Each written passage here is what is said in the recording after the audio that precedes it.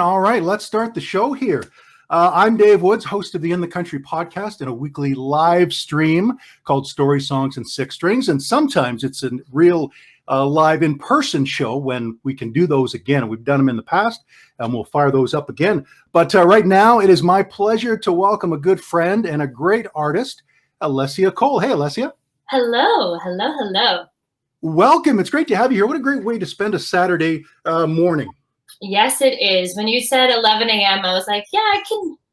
That's not too early. It's a bit early for musicians, right? Very. We are night owls through and through. Exactly. But I appreciate you making the time. And we got people tuned in. And you have a couple of songs for us today on your keyboard. Yes, I do. My little Yamaha. Look at that. Well, we'll look forward to those songs. But let's let people know about your musical background. For those who don't know, many who are tuned in know Alessia Cohle very well. From Mississauga, Ontario, you've worked with and been on stage with Brett Kissel, Tim Hicks, Jason Blaine. You were part of the CCMA house band for a number of years, which is awesome. 2020, you were a finalist in the John Lennon songwriting contest. What song was that for? All Good. All Good, right. And you're going to play that on the show today. Oh, I am. And that's such a meaningful song, and the proceeds went to the Kids Help Phone. We'll talk about that. Take us back to what I want to know, Alessia, is the moment when you first realized that music was something you were going to pursue. I think it was always just like, this is what you're doing, because I come from a very musical family. My dad plays bass and sings. My mom plays piano. My grandfather was like a semi-professional musician and singer and sang all over Ontario and schools singing Italian music. And I grew up singing with them in their band. And I pretty sure though it was like my 8th birthday, my mom bought me tickets to see Shania Twain. And it was my first concert ever. Right. And I pointed to the stage and looked at her and I was like, that's what I'm going to do. She was like, well, okay. And here we are, so many years later. Wow. That was the moment that did it. It was the family background with music. And then Shania really started a lot of people, especially young ladies, getting into music. She is the queen of pop country and I'm very okay with it. And she's Canadian. So just like it's like this perfect little picture for all of us to look up to. Yeah, in so many ways, her writing and her performing.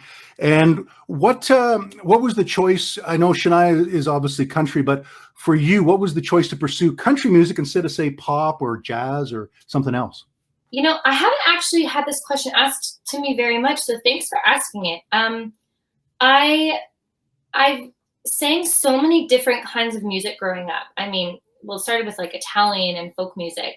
Wow. And pop was a huge influence in my household, and classic rock and roll and funk and soul, Motown. That's like, my dad is a bass player. That's what he played in the house, and country as well.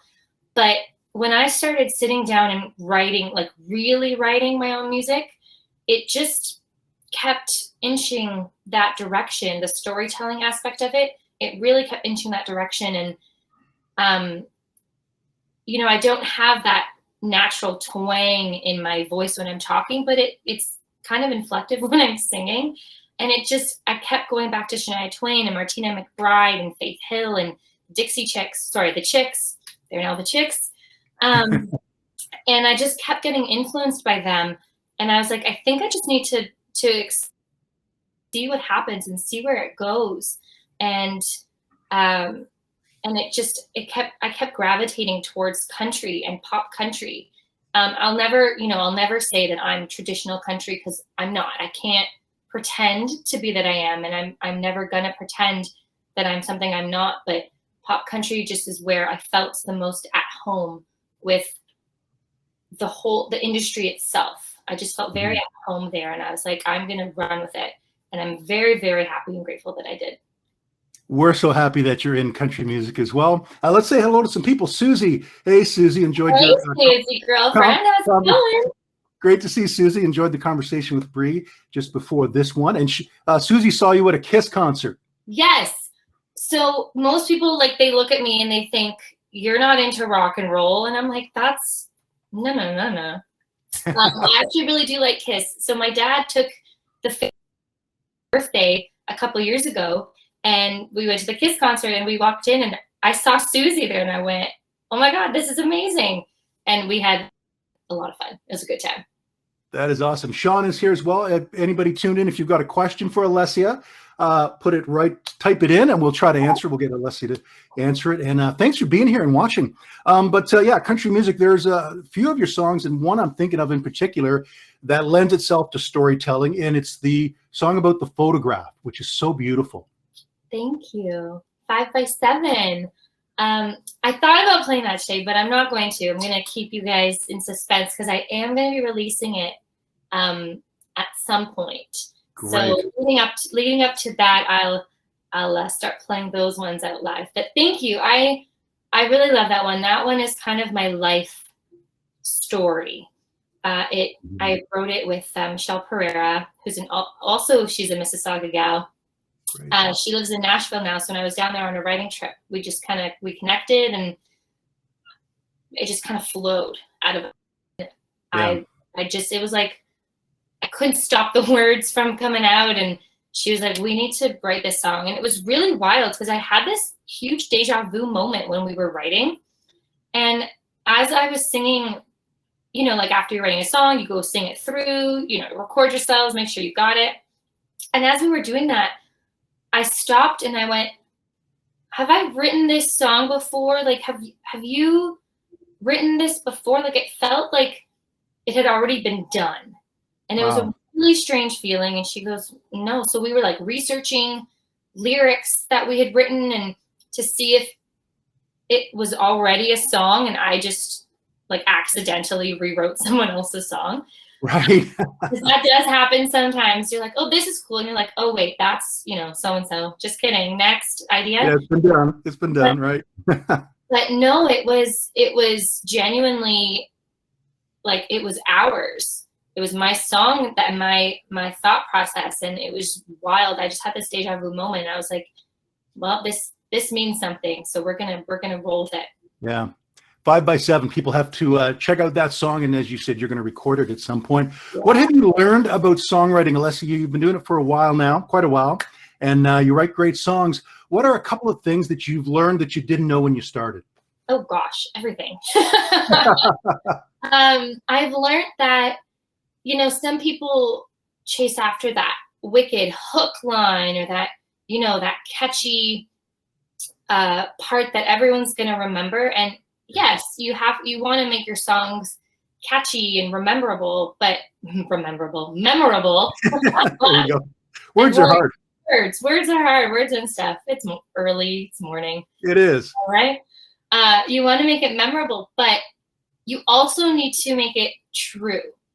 I found that the songs that I put even a little bit of myself in, like always, there's always a little bit of my story in all of my songs, whether the whole story and the whole true story stuck, or we took a little part of my truth and then it elaborated as the song continued. I never want to stop a good lyric or a good song from creating itself just because like, oh no, that's not exactly how it happened. It's like, no, we're gonna let the song go where it wants to. Mm-hmm. And I always put a little bit, like it always starts from a truthful place. And I found that the more I do that, the more people can relate to the songs and the more that I relate to my own song when I'm performing them. Right. Very cool. And it's so great in country music. We get to learn about the artist because you're putting yourself in there, which is wonderful. And that's what we love about the stories. We've got a question. We'll check that out in just a moment. Let's get talking about one of the songs you're going to perform on the show. Talk to Me. Yeah. Great tune, which is kind of like advice to a partner and how to approach you in that. Where did the idea for this song come from? It was so funny. So I was, in Nashville. I feel like we all say that all the time. Yeah, got to drop it in at least once. Got to drop it in. And so I apologize to my musician friends who may be on here, but I was on a writing trip and it was my first time writing with Adam Searin. And my producer at the time, Douglas Romano, was meeting us. He was coming straight from the airport to come and write with us. Right. And we were waiting for Doug, and Adam and I were just chatting and trying to get to know each other. And again, it was my first time ever even just talking with him. And he randomly, to like, I guess, take up some time, he's like, do you want to hear some like pickup lines I've been like thinking of or like trying out? I was like, sure. Okay. And he was starting to say, and I stopped him. I was like, don't ever use that on anyone ever. They were so cheesy. And I mean, part of it could have been charming, but for me, I was like, nah, don't, no. And he's like, well, what would you want someone to say to you? I was like, just talk to me. Just come up and say hello. And then we both kind of stopped and we were like, huh. And then he kind of started this riff on the guitar, and I started humming a tune, and it just kind of happened. And then we paused ourselves because we were like, we should wait for Doug. So he joined us, and then we were like, we have this idea already. And we just kind of jumped into it, and then Talk to Me was born. That's amazing. It just shows how a great song comes out of conversation, comes out of a real life event. Yeah. And as a songwriter, you've got the ear to know, okay, what I just said or what I just heard could make a great song. Mm-hmm. Yeah, very cool. Well, let's hear that song now. We want people to listen to Alessia Cohle from Mississauga, Ontario. More conversation with her, and we're going to touch a bit on dating in a pandemic. A lot of people can relate to. That could be a whole episode. We'll spend about 5 minutes on it and get some highlights. But let's hear this great song, Talk to Me. All right. Let's see if I remember how to play it. It's been a while. I only wrote it, but it's been a while. All right. Here's Talk to Me.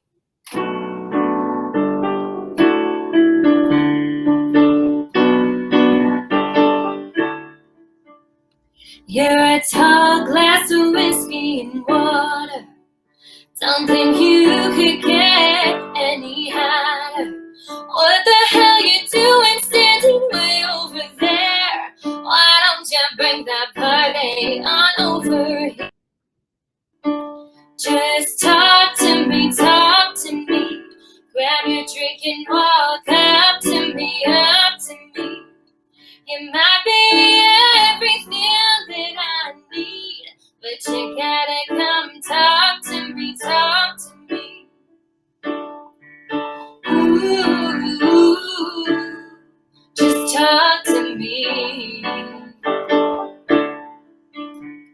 Maybe it might be a sin to tell you all the crazy things that I'm into. Don't get it twisted, boy, I'm still classy, but you'll never know if you never ask me. Baby, just talk to me, talk to me. Grab your drink and walk up to me, up to me. It might be everything that I need, but you gotta come talk to me, talk to me. I didn't get all dolled up just to look pretty. So get your fine self over here and get with me. Yeah. Just talk to me, talk to me. Grab your drink and walk up to me, up to me. It might be everything that I need, but you gotta come talk to me, yeah. Just talk to me, talk to me. Grab your drink and walk up to me, up to me. It might be everything that I need, but you gotta come talk to me, talk to me. Yeah, yeah. Just talk to me. Come on over here. Oh, just talk to me. All right, Alessia Cole, sounding great, sounding like you just haven't stopped doing this, even though Thank there's you. been a break. Thank That you. sounded amazing. This is a part of the Summer Solstice Music Expo Country Music Edition. I'm Dave Woods. My guest is Alessia Cohle. We had a great question here. I might have trouble pronouncing her first name, but she had a great question, and you kind of touched on this. She fell into, and she's heard of other songwriters writing cliches, the usual, or sometimes the usual country stuff about whiskey and trucks. And then she said she didn't find that very rewarding and went back to leaning towards writing authentically from the heart and from experience. Yes, it's hard to not want to put those like trucks and beer and whiskey in your songs. And sometimes I do because it adds to the song. But if I'm trying to write a song just to throw those words in there, then I'm never going to enjoy performing them, because I will know inside, like internally, it'll be this internal struggle. Like, oh, I wrote this song just so that I could have a song about, whiskey or beer or, driving a truck. But if the meaning of the song is something truthful and you just happen to throw those words in there, I mean, it's all okay. For me personally, and I mean, to each their own, but for me personally, if I'm writing from a truthful place and, those words happen to get thrown in there because it adds to my story or it was part of my story, then I'm cool with that. I mean, they're good words. Whiskey is a great word. So it is. It's a great word to sing and to throw into a tune, and adds a little bit of sass. So like, that's cool. It's so true. There are so many songs coming out all the time with whiskey as a lyric or the main title. And you're right. I thought that too. It's just it's a singable word. It creates an image. And whiskey is, but like you said, it's got to be authentic. It's got to be there for a purpose. Before we get to dating in a pandemic, challenges in the music industry, Alessia, a lot of stuff comes easy. Performing and writing comes pretty naturally to you. But what is the biggest challenge for you in your music career? For me, it's finding, I mean, there's so many little challenges daily as a musician. And I think for me, it's that you get on this high sometimes and like everything seems to be fitting into place and going the way you want it to. And then there's moments, and it's like a circle. It's like this vicious cycle for me. And I feel like a lot of my musician friends will relate. But, you're on top and you feel great. And then there's moments where, you're at the bottom of that cycle and you think that you're like, why am I doing this? So, maybe you didn't get into a venue that you wanted or a festival or a contest or whatever it may be. And you feel like, why am I doing this? It's very hard to be a musician. We work literally 24/7 shopping. A lot of people come home, have the 9 to 5 and they come home and then they can just like put their feet up and relax. Yeah. I have to like find time to relax because, you're always thinking of the next thing and, I'll be releasing a song, but I'm already thinking of the next rollout for future music. And for me, the biggest challenge is staying in that high kind of spot and living in the now and appreciating the present that I'm experiencing with my music. Because sometimes there's so much fun and good happening for in that moment, and I have to kind of focus on enjoying that instead of thinking, okay, but like, what do I have to do next? What's next?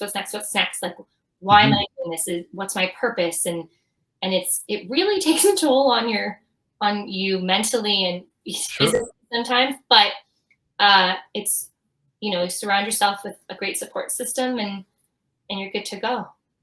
Totally makes sense what you just said, because you always want to be relevant and present on social media and all those challenges of really having no downtime, or else you might feel that you're going to be forgotten about. Or exactly. And you feel sometimes I struggle with being like, did I do enough? And especially during this pandemic, it's I know it's taken a toll on a lot of people, but for me, I had a whole rollout plan set, and then the pandemic hit, Right. And my team and I kind of put a pause to it. We're like, you know what, we're gonna push pause and wait until things open up. Mhm. And, you know, kind of talked through and walked through our plan for the future. And I was so unmotivated a little bit during parts of the pandemic, and just so like uninterested. And I was like, this is not good. This is not good for me at all. And um, it was mostly during the winter months, because Yeah. there was literally nothing to do Yep. except think, and that was not always good. Thinking is overrated Not sometimes. always great. But the summer is here, and I have, you know, plans for future. So excited about.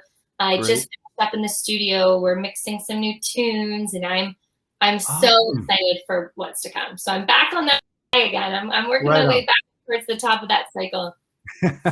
That is great to hear. And let's we got about 10 minutes left. We got so much to talk about. Okay. Let's get dating in a pan. We got another song coming up from Alessia, which is a very meaningful song. We want to get the story behind that. But let's talk a bit about dating in a pandemic. You were telling me that you started dating in a pandemic, currently dating throughout one, still almost on the other side. But tell us about that. Well, I'm not sure if he's listening or not, but I Yeah, what can you say if he is listening? Do you have to? I mean, we're candid, so it's fine. But we met through my drummer, actually. My drummer and his fiance kind of threw us into a blind date. For him, it wasn't so much a blind date because my social media is so like accessible. Exactly. But his is not. So he had like photos. I was like, who is this guy? But I was like, whatever. He, you know, has good references through my drummer. So like, all right, sure, I'll take a stab at it. And we went on a blind date over a year ago, like just before the pandemic happened. So we went on 2 dates prior to the pandemic happening, and then it hit, and I was like, well, like, I don't really know you well enough to like hang out with you during a pandemic. Like, I don't know what this whole pandemic thing is yet.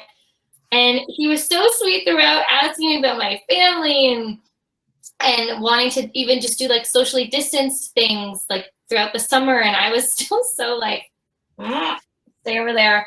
And also, I've not had the greatest dating history prior to this. So I was very hesitant, and I was very much like, no, you're probably just like one of like, just like all the other guys. Like, that's instantly what I thought.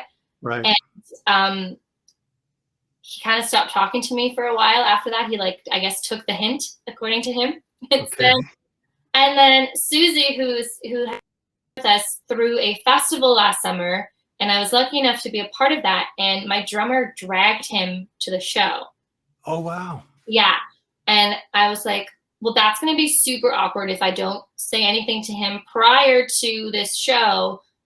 So I guess I'll like say hi.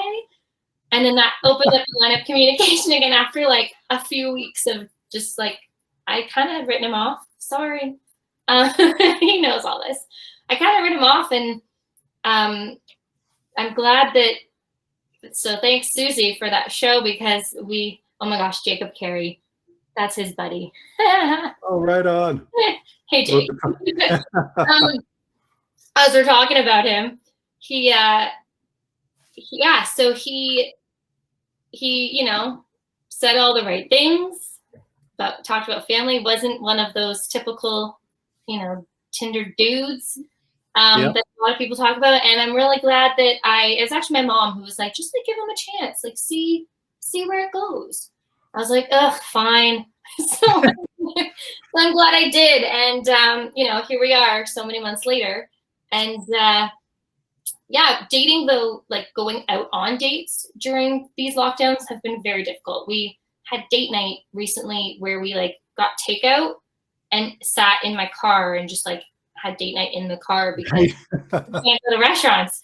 So now that things are open again, I'm like, we can actually like go out. We haven't actually went to like 1 or 2 restaurants in our dating history, and it's been like months. Yeah. I was like, oh my God, we can have real date nights. Real date nights. That'll be a real shocker. That's great. Let's get into the great song called All Good. We got about 5 minutes left, so we got probably about a minute or two for the story. I know it's a great story, how it came about, and then let's hear the song. All right. Well, this song, I won't go into too much detail because, you know, I like to chat, but I was in a freak accident a few years ago. A tree fell down on a house that myself and my friends were in, and it was this whole like crazy whirlwind experience. And like ambulances were called, and my brain went into like safety mode and survival mode. But we all turned out okay. Everyone was good, but I was in shock for like a solid week and a half after the fact. And the next day I had a writing session, and I was like, well, I can't cancel. I'm here to write. I'm here for 2 weeks to write. And this happened my like second day there. So I was like, now what? But I went to the writing session with Victoria Boland, Andrew Rudd, and Brian Mello, some of my really good friends now. And I was telling them the story, and I was still in shock. So all I kept saying was, it's all good. It's going to be all good. It's good. I'm good. It's all good. And they're like, I think we need to write this song. And we did, and I'm so glad that we did. As you had mentioned earlier, it got me into the top finalists at the John Lennon Songwriting Contest, and as well as the International Songwriting Contest. So I'm very, very grateful for this song and for the three of them for writing this with me. And yeah, that's all good. And awesome. to Kids Help Phone, I wanted to do something good during the pandemic. Last year when I released it, and yeah, it's been very good. And Jake, to answer your question, I'm just seeing some of these questions. I might have some songs in the works about this tall drink of water that you speak of. We'll see. Jesus cards right. We'll see. That is awesome. Well, let's hear this great song that has so much meaning to it, and I'm sure has impacted people's lives in a positive way. So let's check it out. Alessia Cohle. This is all good. I have Talk to Me stuck in my head. Oh, here we go.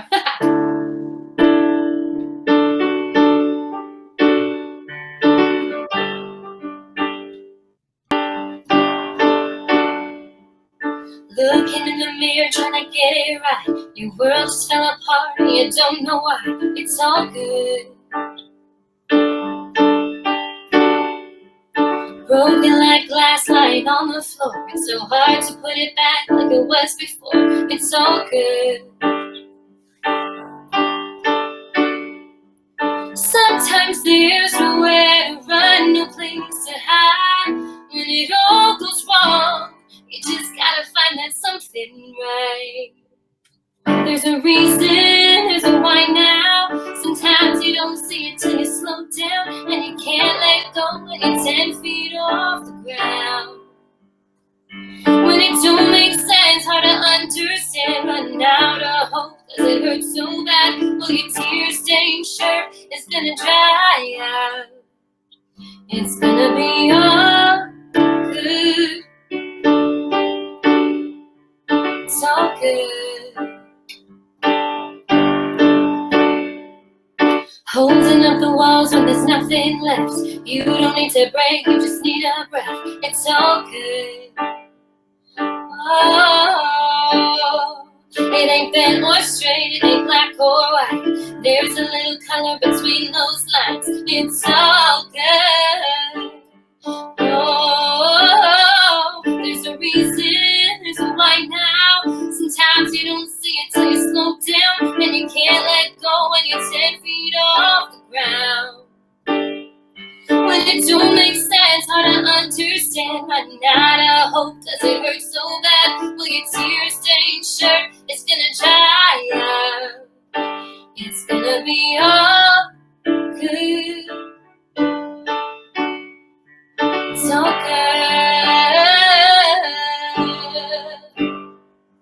Sometimes there's nowhere to run, no place to hide. When it all goes wrong, it's gonna be all good. It's all good.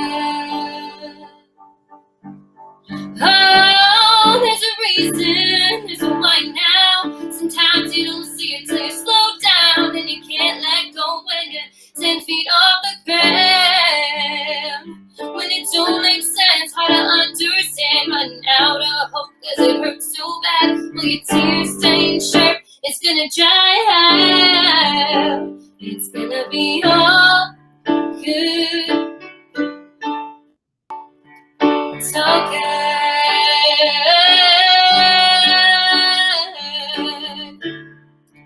Good.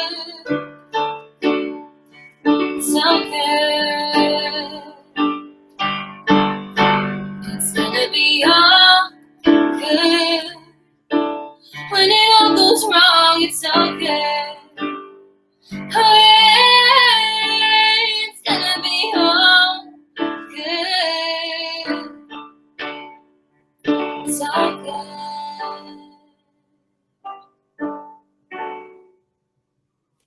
All right, Alessia Cohle, all good, man. That was awesome. Love hearing you sing and love hearing the keyboard. Nice change from hearing the guitar all the time. Thank you. That's quite nice. And Alessia, I want to thank you so much for being here. Everybody watching, if you've just learned about Alessia, of course, you can follow her on social media, Spotify, YouTube. She's got a lot of great songs out there and videos and so forth. And great to chat about all things music and dating in a pandemic as well. And I'm really happy for you. That's awesome. Thank you. Thank you so much for having me, Dave. I always love chatting with you and being on all of your shows. And thank you so much for inviting me to be here on the Music Expo today. And thanks to everyone for watching. It's really, really much appreciated. My pleasure as well. And thanks to Mark Belage for organizing all this and the great team he has around him. Take care, everybody. Have a great day.